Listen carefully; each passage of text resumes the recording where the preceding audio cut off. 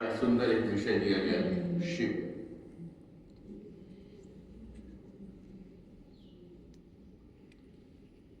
वैदिक मंत्रों में शिव शब्द का बहुत ज्यादा प्रयोग है। शिव को कल्याणकर्ता, सृष्टि के संहारक, हमारे मन बुद्धि चित्त अहंकार को बैलेंसिंग करना, जिसे साधना करने की शक्ति के देवता के रूप में स्वीकार किया। इसकी जो ध्वनि है, इसकी जो आवाज है, वो तांडव के रूप में कल्पना की गई है। और साथ में इसकी ऊर्जा जो है एक अद्भुत ऊर्जा है, जिसको जो व्यक्ति एहसास कर लेता है, उसका तन मन और चेतना एक ऊर्ध्वगामी हो जाता है। सबसे पहले शिव क्या है? एक चेतना शक्ति है। दुनिया में किसी व्यक्ति ने शिव नाम के तत्व को देखा नहीं, लेकिन सबने एहसास किया। एहसास तब किया है जब उसका जीवन शिव में हो जाता है। हम शुरुआत करते हैं ब्रह्म यज्ञ से। 5 महायज्ञ हैं। पांचों में से जो सबसे पहला यज्ञ है ब्रह्म। ब्रह्म का मतलब साक्षात भगवान का, जिसमें दर्शन हो सके। किस रूप में? समस्त ब्रह्मांड के नियामक के रूप में। समस्त ब्रह्मांड का जो रचयिता है, उसका दर्शन करने के लिए जो परिकल्पना की गई है, और उसको कहां देखने के लिए परिकल्पना की गई है? इसी शरीर के वाक से प्रारंभ करते। सच्चाई तो यह है कि आज का मेरा एक विषय है, वो भी इससे जुड़ेगा। मैंने स्वस्ति वाचन के मंत्रों का वो आज संकल्पना की थी, लेकिन वो इससे जुड़ेगा। कैसे जुड़ेगा, मैं आपके सामने रखता हूं। शुरुआत कहां से करते हैं हम लोग? दुनिया में कितने रंग हैं? 7। और लोगों ने जो परिकल्पना की है, वो क्या किया गया है? कुछ कहते हैं कि 7वें आसमान में ब्रह्म रहता है। और जो ब्रह्म यज्ञ है, वो इस बात को आपके सामने में रखता है। कैसे रखता है? पहला है ओम भूः पुनातु शिर से प्रारंभ। अपने सोच को, अपने विवेक को, अपने विचारधारा को, जैसे जमीन स्थिर है ऐसे ही स्थिरता ले आओ। ऐसा नहीं कि कभी उसमें उबाल हो, कभी अहंकार हो, कभी स्वार्थ हो। इन सबसे परे हट के थोड़ी देर के लिए ब्रह्म यज्ञ के लिए एक स्थिरता में ले आओ। भूः पुनातु शिरः, भुवः पुनातु नेत्र। अपनी पलकों को आधा तो बंद कर लो, शिव जी का रूप तो बन जाओ। किसी को देखते हो घूर करके तो आंखें बड़ी कर लेते हो, सोचते हो, किसी को बात नहीं करते हो, अंदर में बुरी कल्पना होगी, किसी के लिए अहंकार होगा, किसी को कुछ कहना हो, अपने आप भौवें चौड़ी हो जाती, किसी को बोलने की जरूरत नहीं है। तो दूसरी पीढ़ी कहां से प्रारंभ होती है? हम सिर पैर से नहीं चल रहे, सिर से चल रहे हैं। दूसरी पीढ़ी कहां गई? आपकी आंखों में विनम्रता होनी चाहिए, प्यार होना चाहिए, जैसे शिव जी की आंखें, आधी आंखें बंद है। ये किसी कलाकार की सुंदर परिकल्पना है। और उसने कहा कि जब भी संसार को देखना हो, जब भी अपने आप को देखना हो, आधे पलकों को बंद कर देखो, कितना आनंद आता है। और तीसरा क्या है? और तीसरा जो आ गया, ओम स्वः पुनातु कंठे। अपने गले को जो है ना, उसको भी अपने वश में रखो। वाणी में मधुरता होनी चाहिए, आवाज में सुंदरता होनी चाहिए। और उसके पश्चात में इस मंत्र को कैसे जोड़ना चाहूंगा, देखो ध्यान से। फिर आगे मह पुनातु, ओम मह पुनातु हृदय। अपने हृदय को भी अपने वश में रखो, क्योंकि हृदय से आप लोग जीवित रहते। सांस के जो असली स्थान है वो यही है, यही जाता है, यहीं से पंपिंग होता है, और यही ऑक्सीजन जाकर के वो सम्मिलित हो जाता है, और पूरे शरीर के अंग प्रत्यंग में जाकर के और इसमें प्रेम प्यार सब आनंद कहां पर है? हृदय में। इसीलिए कहा गया ओम मह पुनातु हृदय, ओम जनः पुनातु नाभ्यां, जहां से हमारा सारा शरीर, हमारी मां का स्थान, हमारा प्रकृति का स्थान, हमारा सारा विश्व और हमारा शरीर दोनों के दोनों कहां से जुड़े हुए हैं? नाभि केंद्र। और तो और है, नाभि केंद्र में इतनी सुंदरता है, थोड़ी देर बैठ करके वहां ध्यान करोगे तो संसार के सबसे सुंदर ध्वनि पैदा होगी। याद रखें, संगीत शास्त्र में एक विधान है। क्या विधान है? जब कभी संगीत का उच्चारण करना हो, सबसे पहले अपनी आवाज को बांसुरी की तरह रखें। बांसुरी का मतलब क्या है? कहीं कुछ नहीं है बांसुरी में, सबसे मधुर ध्वनि, फूंक मारना है और बस उंगलियों पर चलाना है, 7 स्वर निकल पड़ेंगे। और स्वर की जितना अधिक गहराई होगी उतना ही आपके संगीत में सुंदरता होगी। तो हम जब कुछ बोलना चाहते हैं तो सबसे पहले हमारी नाभि केंद्र हिलता है और वो जरा सा प्रेशर डालता है, दबाव डालता है, तो हवा जो है पूरी तरह बाहर निकलता है और अपने सोच के आधार से आपकी जिह्वा जो है ना उसमें ध्वनि देता है। तो कहां से था? नाभ्यां। तो नाभि से अब ये सत्यम पुनात पुनः शिरसि, फिर दोबारा सिर में चले जाओ, अपने आप को कंट्रोल करो। तो मेरा जो आज का विषय था उसमें देखो कितनी सुंदर बात लिखी हुई है। येभ्यो पुत्रम प्रथमम आयुजे मनु समिद्धाग्नि सप्तहोत्रिभि, 7 होता, 7 हवन करने वाले ऋषि बैठे हुए। कहा? तुम्हारे शरीर के अंदर में। आप गिनती कर लीजिए, 7 हैं। ओम भू, ओम भुवः, ओम स्वः, ओम महः, ओम जनः, ओम तपः, ओम सत्यम पुनात पुनः शिरसि। 7 हैं, 7 होता बैठे हुए आपके शरीर में। कभी उनको ध्यान करो, और ध्यान करने के लिए आपको क्या करना पड़ेगा? मैं फिर वापस आपके विषय में आना चाहता हूं। क्या कहा? आपका ब्रह्म यज्ञ, ब्रह्म सर्वास्त्र ब्रह्मांड में, इसका आखिरी में ये भी लिखा हुआ है ओम खम ब्रह्म पुनातु सर्वत्र। कहीं अंगों का नाम नहीं है, सारे ब्रह्मांड में ब्रह्म व्याप्त है। उस ब्रह्मांड को आप किस रूप में देखना चाहते हैं? तो चलो आज हम लोग किस रूप में देखेंगे? शिव के रूप में देखेंगे। और शिव के रूप में क्यों देखेंगे? आखिरी मंत्र क्या है? ओम नमः शंभवाय च मयो भवाय च नमः शिवाय च शिवतराय च। शिव की परिकल्पना ब्रह्म यज्ञ से प्रारंभ होता है। नमः शिवाय च, ये मेरा सारा नमस्कार, मेरा सारा प्रणाम, मेरा सारा ब्रह्म, मेरी सारी उपासना शिव के लिए अर्पित होना चाहिए। और किस लिए होना चाहिए? शिवतराय च, श्रेष्ठ शिव की परिकल्पना के लिए होनी चाहिए। तो ब्रह्म यज्ञ की प्रारंभ कहां से शुरू होता है? शिव से। तो और क्या लिखा हुआ? नमः शंकराय च मयस्कराय च नमः शिवाय च शिवतराय च। इन शब्दों के साथ शिव की परिकल्पना के ऋषिवर देव दयानंद ने जब साक्षात सत्यार्थ प्रकाश का उल्लेख किया, उसमें उन्होंने 101 शब्दों का उन्होंने व्याख्या की। तो शिव की भी व्याख्या, वो कहते हैं जो शिव है वो ईश्वर का एक रूप है। जब वही जो है, जैसे एक व्यक्ति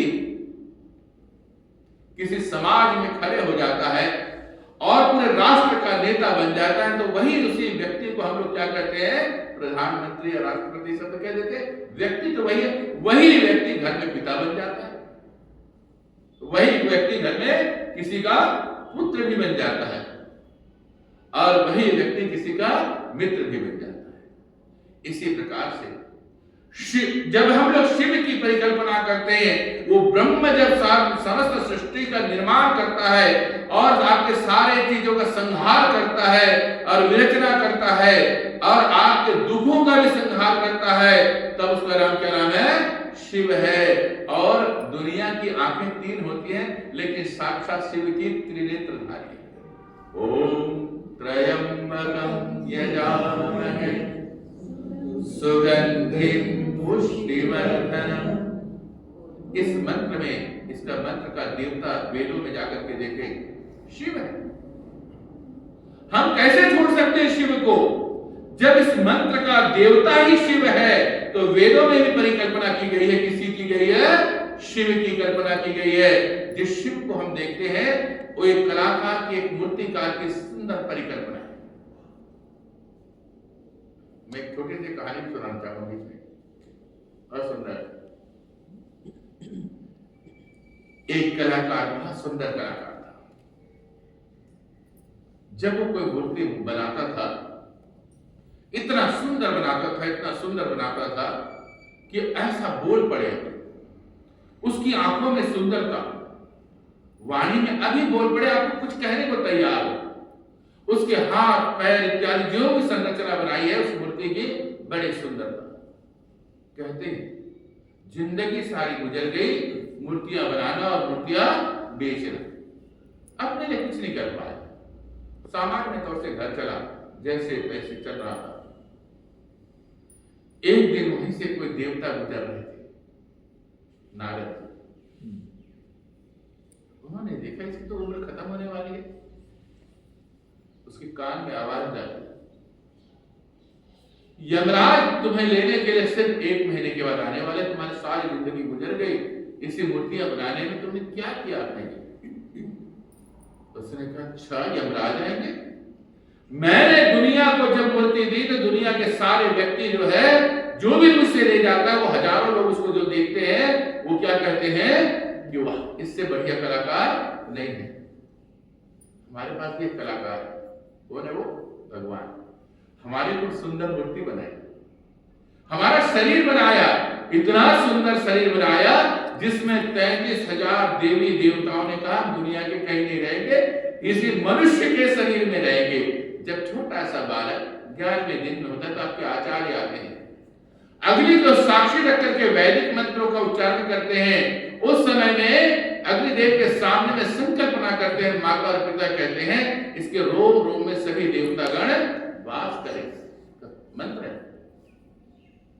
और ये परिकल्पना की गई है, तो उसमें शिव भी आते हैं। और वो आते हैं कहां पर बैठते हैं जानते हो? आपके जो दिमाग से लेकर के रीढ़ की हड्डी के साथ में मेरु रज्जु है, उसी में बैठते हैं। शिव का बैठने का स्थान वो है।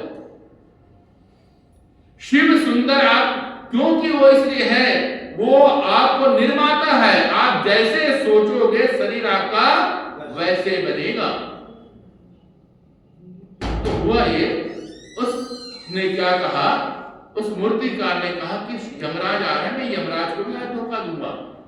उसने क्या किया, कितने दिन होते हैं जी हमारे? 6 दिन होते हैं, और 7वां एक और होता है जिसको रविवार हम लोग यहाँ पर इकट्ठे होते हैं। 7 दिन 7 समुद्र और 7 ही हमारे रंग हैं। और उसमें क्या किया, उसने 6 मूर्तियां बनाई, और ऐसी बनाई हूबहू वही लगे। और खुद भी वहां पर क्या किया, जिस दिन पता लगा कि उस दिन यमराज आने वाले, उसके बीच में खड़ा हो गया। जब वो खड़ा हो गया तो यमराज को आश्चर्य लगे कि सातों के सातों एक जैसे लग रहे, कोई हिलता ना डुलता, लगता है कि यहाँ पर मूर्तिकार नहीं है। वो उसका कहीं और चला गया है। लेकिन यमराज ने अपने आखिरी दिमाग लगाया। क्या दिमाग लगाया? जो मनुष्य की सबसे बड़ी कमी है, बता दिया। उसकी कहा कि वार मूर्तिकार, मैंने दुनिया में इतनी जगह घूमा और लोगों को किसी को नहीं छोड़ा, हर जीव को ले गया, लेकिन तेरे जैसे कलाकार मैंने आज तक से दुनिया में नहीं देखा। जैसे उसकी तारीफ करी तो खुश हो गया, उसके चेहरे पे मुस्कुराहट आ गई। मूर्तियों के चेहरे पे तो मुस्कुराहट कहां नहीं थी, उस कलाकार के चेहरे पे मुस्कुराहट आई। और उसने कहा कि वार यमराज तेरा धन्यवाद, इतनी बड़ी प्रशंसा किसी ने नहीं की। उसने ठीक पकड़ लिया। कहने का मेरा तात्पर्य क्या है, ठीक है, जितने भी देवी देवता हैं हमारे चारों तरफ घूमते हैं। आप देखो यज्ञ में आप क्या करते हैं, स्वस्ति वाचन में क्या करते हैं, शांति करने में क्या करते हैं, हर एक शब्द में एक एक देवता का नाम उल्लेख है, हर एक शब्दों में एक एक देवी का नाम उल्लेख है। और हम सबसे स्वस्ति की परिकल्पना करते हैं और हर एक शब्दों में कहते हैं अग्ने स्वाहा, सोमाय स्वाहा, हर एक जगह अलग, इंद्राय स्वाहा, अलग अलग देवताओं का नाम। तो वैसे ही एक देवता है शिव। शिव कहा, शिव का जब कल्याण करना हो तो शिव है। मैंने आपको कहा कि शिव का रहने का स्थान कहां पर है? सिर में जो मेरु रज्जु है, पूरे रीढ़ की हड्डी में 16 तंत्रिकाएं इधर है, 16 तंत्रिकाएं इधर है, 32 तंत्रिकाओं से हमारा शरीर का पूरे ढांचा का बनावट है, वहीं से हमारा मैसेजिंग जाता है। दिमाग में सोचते हैं तो 32 तंत्रिकाएं एकदम एक्टिव हो जाती हैं और अपने इलेक्ट्रॉनिक सेंसर के माध्यम से शरीर के जिस अंग में जो भी आप भेजना चाहें वो तुरंत पहुंचा देते हैं और शरीर को वैसे ही करने के लिए वो प्रवृत्त कर देता, आदत डाल देता है। तो शिव क्या करता है, मैं आपको बताना चाहूंगा। अभी आपने बहुत सुंदर शब्द कहा, तन्मे मन शिव संकल्पमस्तु। ऐ मेरे शिव देवता, तन्मे मन, मेरे मन में तू कल्याण की भावना भर दे। उससे पहले क्या लिखा है? यज्जाग्रतो दूरमुदैति दैवम्। मैं यहां बैठा हूं,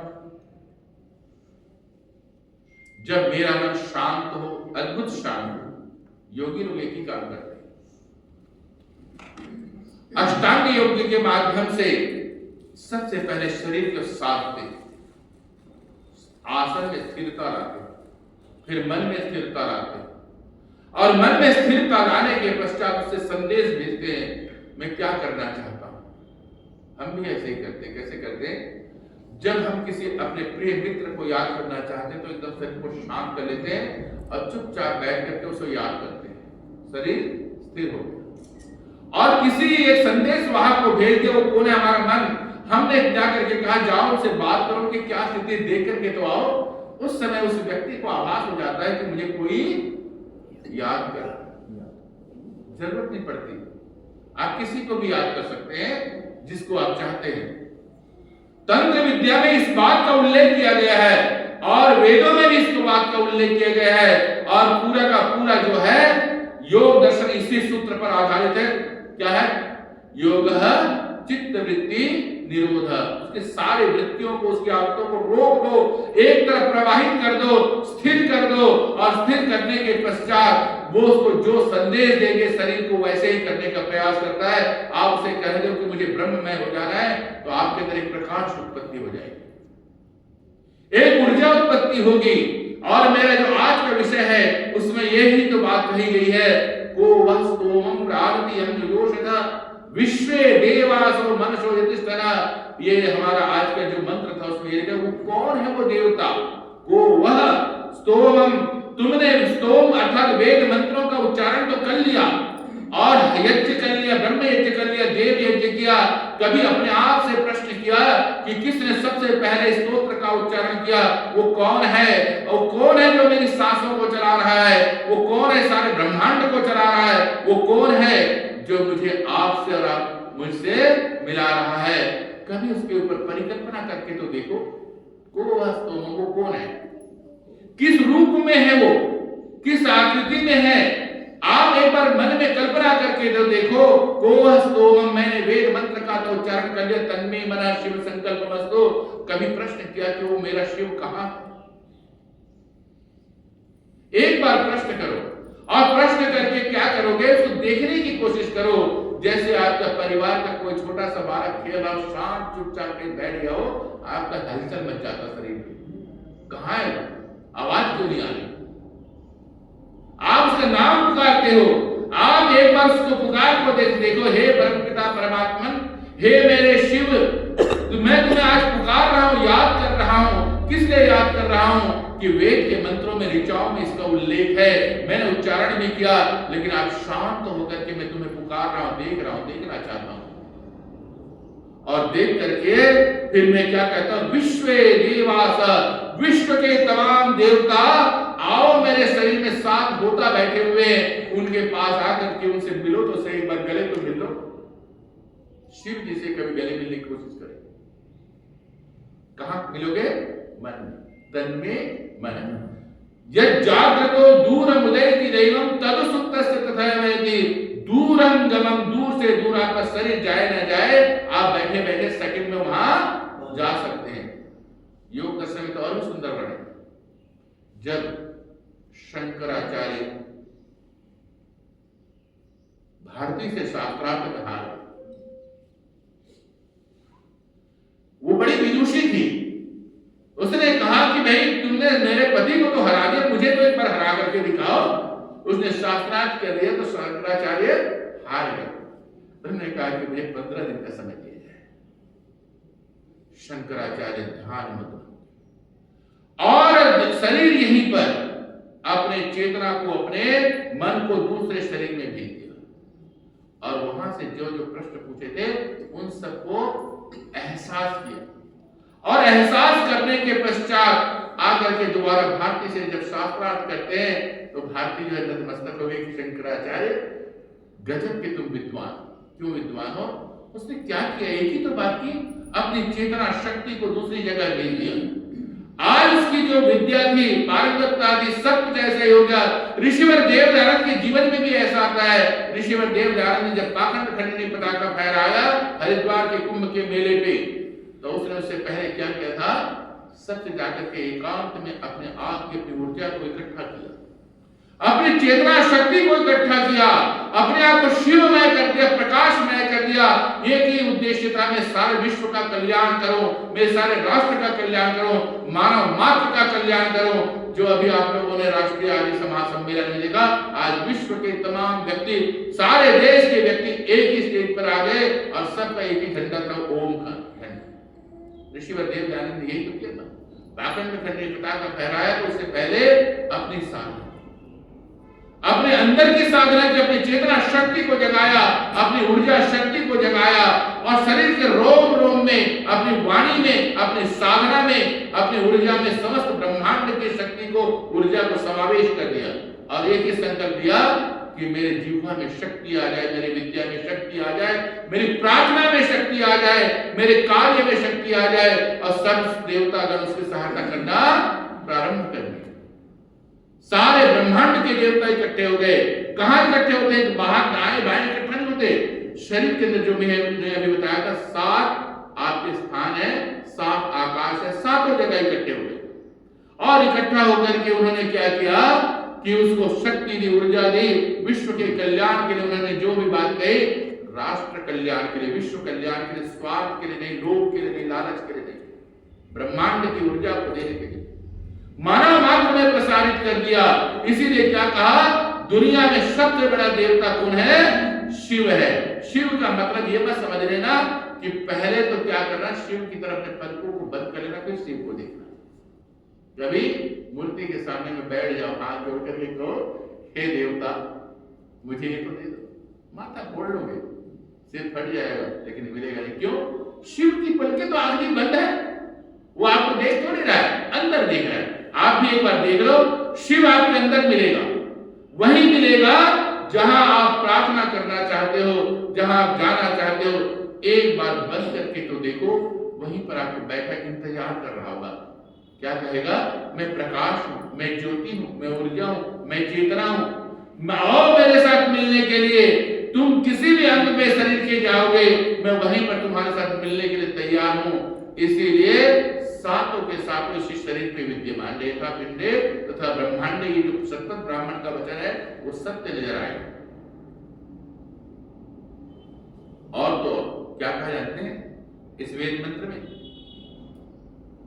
चारों वेद, यस्मिन ऋचः साम यजुंषि, जिसमें ऋग्वेद, यजुर्वेद, सामवेद, यस्मिन ऋचः ऋग्वेद, ऋचः साम सामवेद, यजुर्षि यजुर्वेद, इस सारे के सारे वेद जहां पर प्रतिष्ठित है, आप जिस मंत्रों को बाहर पढ़ रहे हो, वो ऊर्जा, वो शक्ति, वो ताकत, वो ब्रह्म, वो सारा शिव तुम्हारे अंदर विद्यमान है। एक बार परख करके देखो।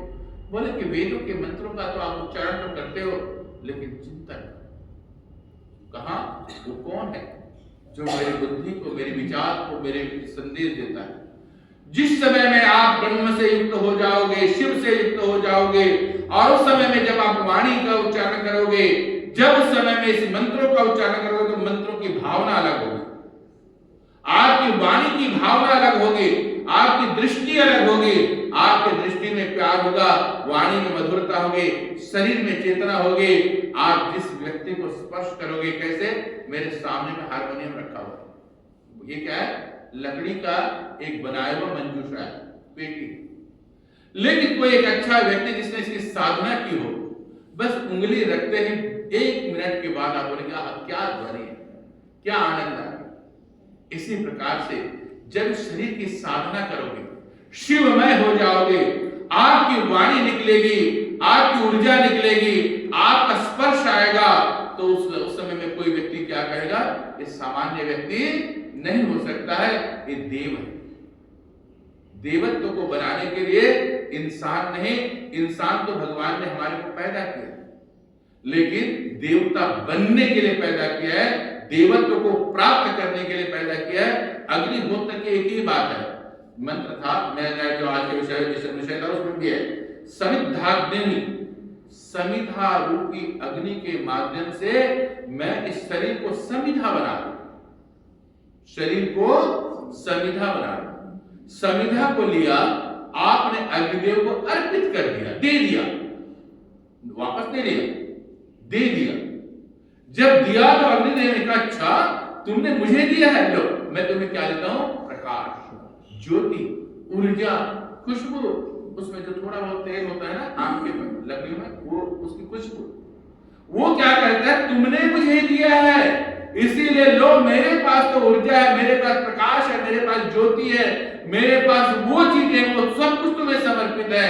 इस शरीर भी यही कहता है, लो इसको एक बार तो समिधा तो बना दो, और समिधा बना करके उस परब्रह्म रूपी अग्नि में, उस देवादिदेव शिव में समर्पित कर दो, तो वो क्या कहता है? समिद्धाग्नि, मैं अग्नि की तरह तुम्हें प्रकाशमान कर दूंगा, ऊर्जावान कर दूंगा। इतना ही नहीं, ऊर्ध्वगामी भी बना दूंगा। जब सोचोगे ना, नेगेटिव बात नहीं सोचोगे, किसी को देखोगे, उसकी आत्मा को देखोगे, उसके मन को देखोगे, उसके चेहरे के अंदर में जो खुशी आ रही है उसको देखोगे, और देख करके जब बात करोगे तो आपकी वाणी जो है उसमें एक देवत्व नजर आएगा। ऋषि वाले देवदयानंद ने किसी भी जाति, किसी भी धर्म, किसी भी संप्रदाय को उन्होंने ये नहीं माना कि मनुष्य नहीं है, यही मनुष्य है। उन्होंने हर धर्म के विषय में चिंतन किया, हर जाति के विषय में चिंतन किया, और कहा कि नहीं, ये सब तो सिर्फ क्या है? मानव मात्र का निर्माण है, उससे परे क्या है? हमारा ना इस तरीके का झंडा, ओम ही हमारा झंडा होगा, नारा होगा। ओम का मतलब क्या है? अरहत ध्वनि। अरहत ध्वनि क्या होता है? अरहत ध्वनि का मतलब होता है जब हम वाणी को उच्चारण करते हैं तो हमारी जीभ दाएं बाएं ऊपर नीचे हिलती है, बिना हिलाए हम लोग बात नहीं कर सकते।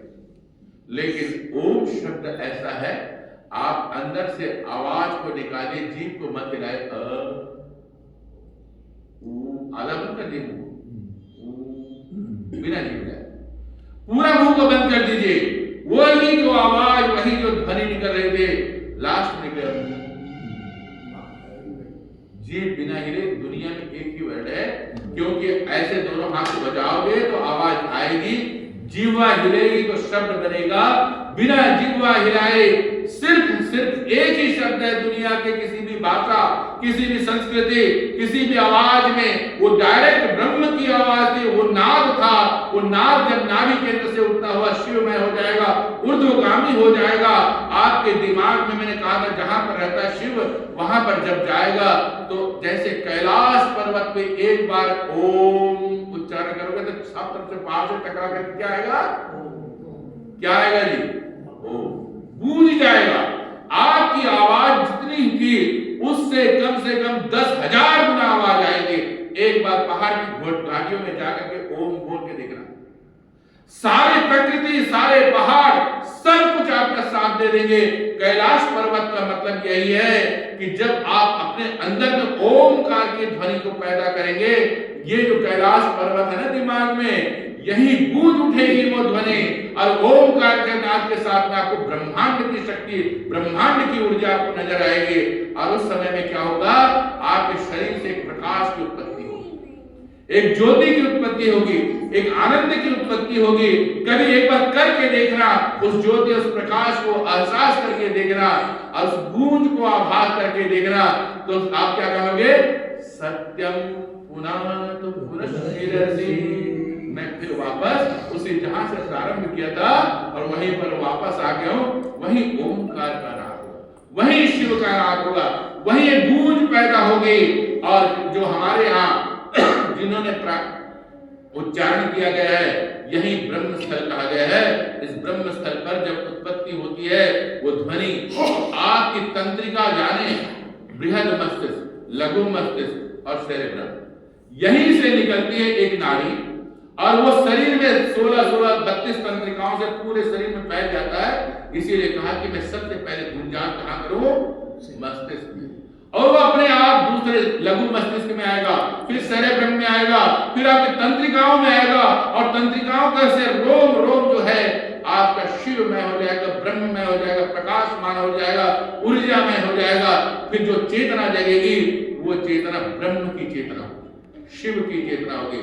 तभी आप क्या कहोगे, त्रयंबकम यजामहे। मैंने उसका हवन किया है, पुकारा है किसको, जो तीसरा नेत्र है। मैंने अभी कहा था पलकों को बंद कर देना, आवाज उसको एहसास करना, और एहसास करके वहीं पर आपका तीसरा नेत्र खुल जाएगा, और खुल करके आपका जीवन शिवमय हो जाएगा, चेतनामय हो जाएगा, प्रकाशमान हो जाएगा।